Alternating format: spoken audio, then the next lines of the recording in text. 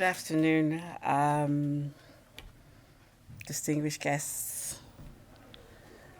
colleagues in the sector, fellow visionaries.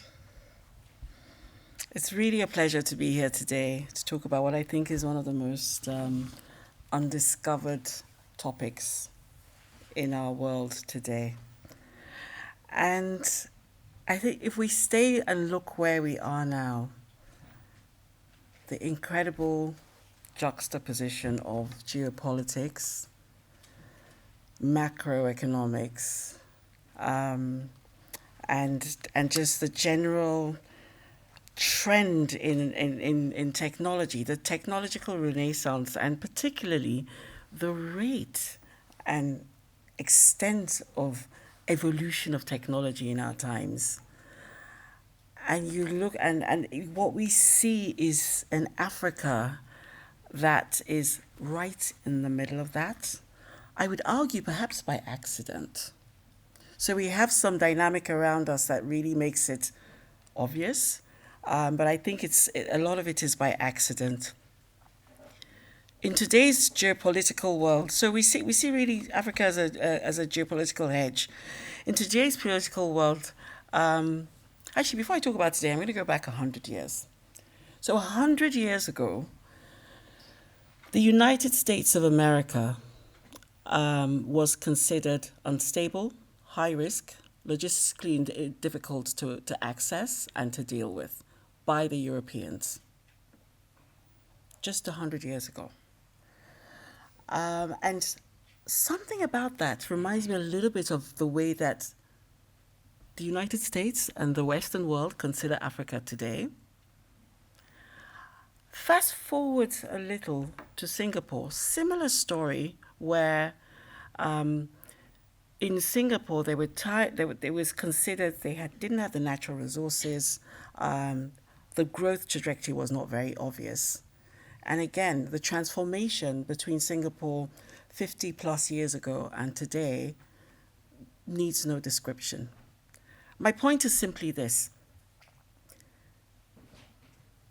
The evolution and revolution of Africa, it's here, it started, it's real, and it will surprise everybody, just as the United States did, just as Singapore did.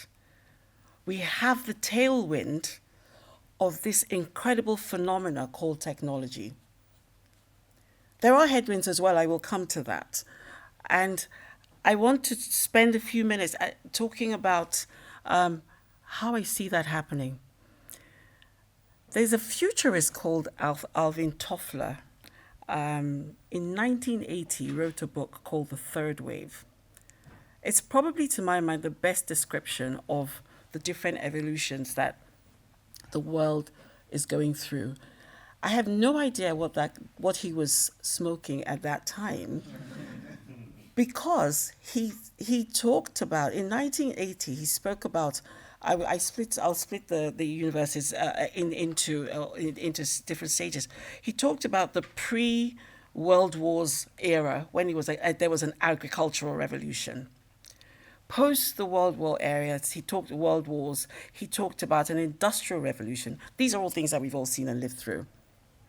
What he then, with phenomenal clarity, predicted was the third stage evolution, which will be driven, where it will be driven more by information and data, and the people who manage that and control that will be the people who will drive the destiny of the world going forward. I'll bring us a little forward into the future to say, I don't know how he knew then that 6 of the 7 largest companies by market cap today are technology companies. So we're seeing this play out as we speak in the global world today. Let me speak about how that relates to Africa. And in Africa, the things that we are seeing in the continent that is often not really spoken about is a revolution that is driven by the fact that we do have nothing except the people. So in Africa, we have a continent where the vast majority of the population have grown up in a digital age. I'm going to expose myself by contrast by saying I know when I had to tell someone I was running late for a meeting in Nigeria, I had to send a driver who would sit in as many hours as traffic or more hours of traffic than it would take me to get to the meeting to tell them that I'd be late. Because at that point we had telephony penetration of 3%. Mobile penetration was at that level as well. And so it was just almost impossible to communicate with anyone. Contrast to today, where that was just in the very early 20s when we had 3% mobile penetration. Today, Africa has 85% mobile users, 46 million, 85%, yes. 46 million of them are unique mobile network subscribers. If we look at the payments, global payments, of the 2.3 billion, is it billion or trillion? I can't remember now. It's a big number. Payments that are being, yes, it's 2.3 billion payments that are processed globally today. 2/3 of them are from Africa. That was driven by the necessity of people not being able to use the traditional banking systems. We can see now that the way of the future is to increase the digitalization of payments, not to decrease it. That whole mobile sector is adding about almost $200 billion to GDP development every year. What I find interesting as well, my interest is continuous, is that of the $7.8 billion that was invested in ICT, this was as of 2023, over 4 billion of that came from the private sector. We also see the VC companies investing in the space as well, and that's been increasing at a phenomenal rate. I just need to check the number 1 second. But of that money, 3.5 billion, which is 1%, and that was 2024. That's 1% of the global investments from VCs. 31% of that money came from local investors. So we also see a shift where the money that's going into the continent is coming from people who have more knowledge and taking the time to understand the sector better. And that is really translating into a more resilient ecosystem. I dare say that investment in the tech sector also comes with a more efficient payback in Africa. So we have 9, 10, maybe 11 unicorns in Africa at the moment. And that has attracted about $4 billion of investment so far, against a population of 1.5 billion. The United States has 700 unicorns, and there's about $200 billion that was spent on them when they were coming in, for a population of 340 million. Europe, 200 plus, and they spent 50 billion at the unicorn stage, and that's $450 million of investments. So we see a yield on investment in the tech sector in Africa that's far more efficient than any of the other regions that we see around the world. And if we think about the rate of development and the scale of the speed and the development and the disruptive nature of technology today, right across the board, in AI, in Internet of Things, nano and biotechnologies, amongst other things, we start to understand that we really are living in very phenomenal times. And Africa is really increasingly at the center of this. So I was wondering, how come this isn't as obvious? And perhaps wondered the data around this. Why don't people really understand it? And part of it is because the Western media prefers to tell the stories that are still reflect in Africa, that's still more discombobulated than it probably is. Some things that have happened that haven't hit the media. Nigeria has a tech initiative to train its talent. That's a $2 billion investment to train 3 million Nigerians. Each investment, each dollar investment in GDP, in tech, including tech education, produces a $20 investment in GDP uplift. So if you imagine any country or any institution, private or public, that chooses to spend $100 million on tech, it's $2 billion drop to GDP, or uplift to GDP, I should say. Something that kind of also slipped a little bit below the radar, the UAE invested $1 billion in tech in Ghana. And also, if I want to share some of the kind of evolutions that are not really hitting the mainstream media, in Kenya, the first AI-powered prosthetic arm was made in Kenya. Some of the most advanced technology for treating HIV came from South Africa. In DRC, these are all high-risk, well, to South Africa perhaps, but the rest of them are allegedly high-risk countries. So please, I want to make a point. It would be foolhardy of us, literally, to continue to imagine that high risk equals low development from a technology perspective. In DRC, we have plant-based energy systems made out of citrus, eucalyptus, avocado. And in Rwanda, a well-known story is the drones that carry medical equipment right across the country to make up for the fact that we have the highly fragmented transportation and infrastructure across the continent.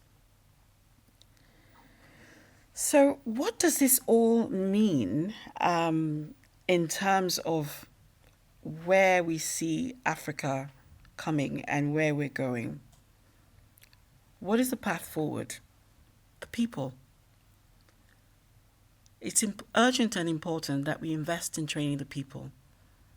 The governments must provide the infrastructure, the R&D and the regulation, the investment in R&D and the regulation that makes it easy for more of these people to be trained and for the technology.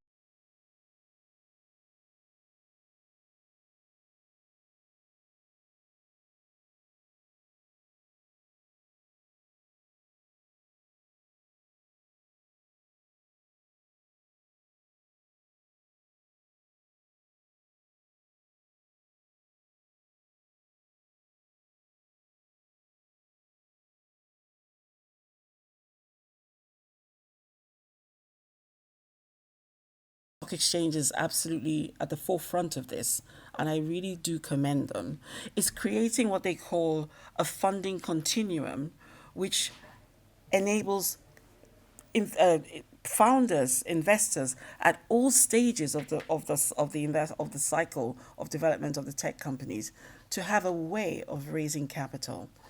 So there's the first bit that is called Flow, that enables new startup companies or early stage companies to access investment through infrastructure on the London Stock Exchange.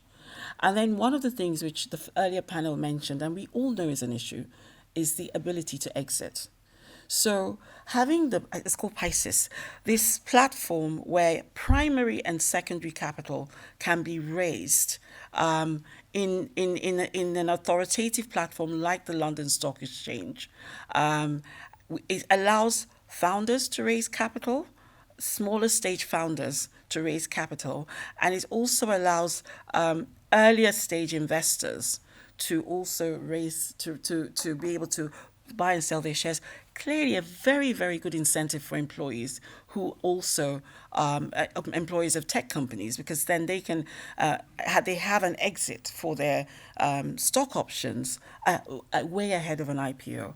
And then of course there's the IPO platform, the main exchange and AIM that is available. And I also want to highlight and commend the extensive activity that the London Stock Exchange is doing in engaging with Africa on its growth sectors to help provide and open up some of these vistas of liquidity.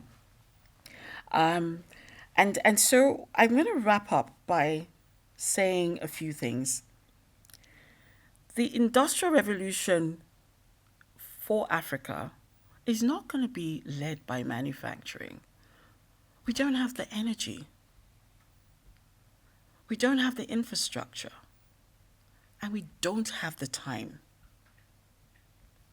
What will drive it is our ability in Africa to leverage technology.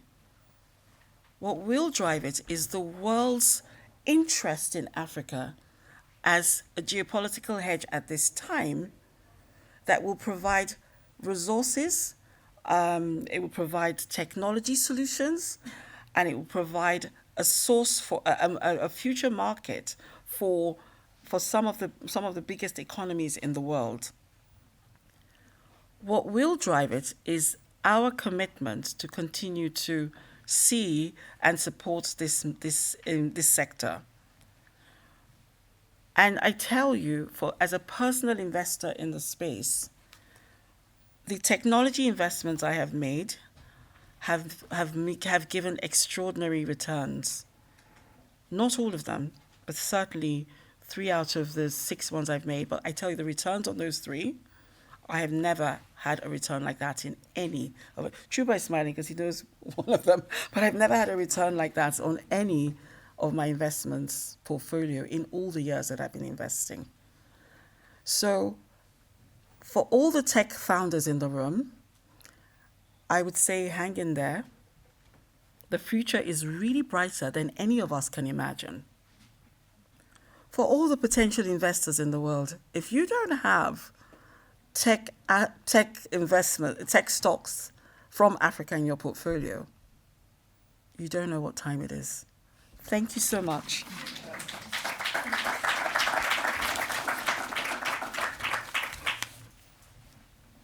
Oh, and I forgot. Alvin Toffler, he says this, I love it, says,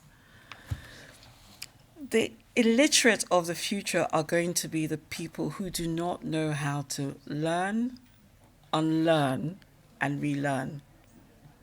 Bear that in mind when you hear about Africa and when you think about Africa. What are you learning? What are you relearning? Or rather unlearning? And what are you relearning? Thank you so much for your time.